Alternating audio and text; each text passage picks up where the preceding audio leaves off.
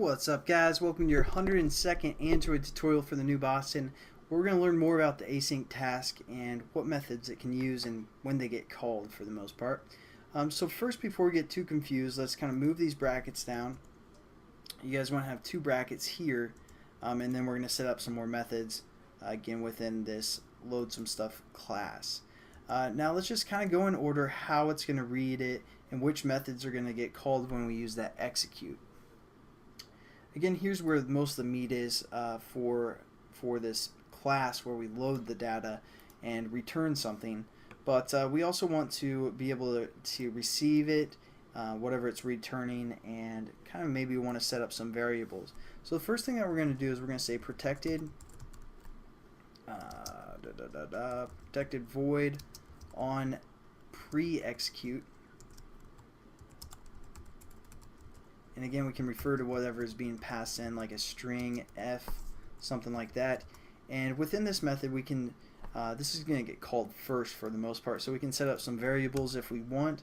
For the most part, we don't need to for this class, but just to show you guys, maybe leave a comment. Example of setting up variables, or setting up something.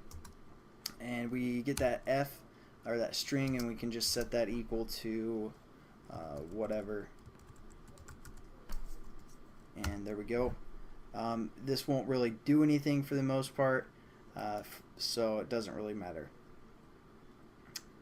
And another method we can call is to get that progress. Again, we have an integer that we can refer to, and so if we have a progress method that kind of displays some kind of a loading bar or something like that, we want to access the progress method. So what we're going to say here is we're going to say again protected void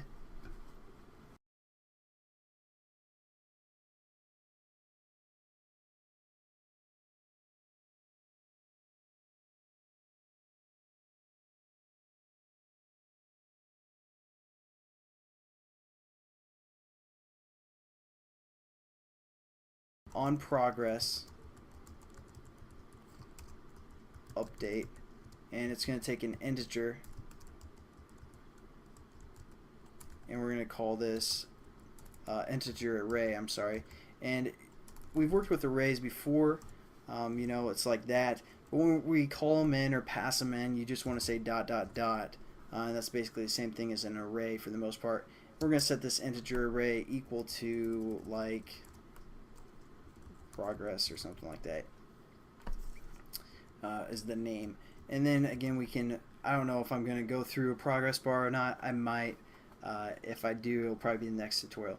But then after that, we're going to say also one last statement that gets called after everything's completed, after we call a return method, whether it be our string that actually loaded or this null. The last method is going to be called protected, or it's going to be protected void on post execute, and we're just going to say a string as well, because again we're returning a string here. So we're going to say string result, which we're going to rename.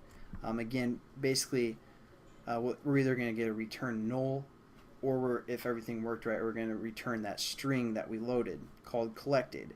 And once we call this return, it's going to, you know, execute this method called on post execute, and we're going to get whatever that return was. So since we're returning a string, we're going to work with that. We're going to call it result, and now we can set up our text view within here. Our text view was called data results, or data result was it, and we can just say dot results maybe, dot set text, and then we can set it equal to our result, which again will be whatever we return. So let me format everything, and those are the four methods that you can use with this async task class. Again, pre-execute, do in background, which we're familiar with, and progress update, and also a post-execute, where we actually change our text view. So let's run it, make sure everything works, guys, and we're probably good to go with this tutorial. Again, I'm not for sure if I want to do progress update. Maybe I will. You know, it's something a little bit new that you guys might like, so I'll probably do that in the next tutorial. So let's make sure everything works. So we're gonna say internal data and just like a test text, something like that. We're gonna save it, and if we hit the load button, yeah, there we go, we have our test text there. Thanks for watching, guys, and I'll catch you in the next tutorial. Have a good one.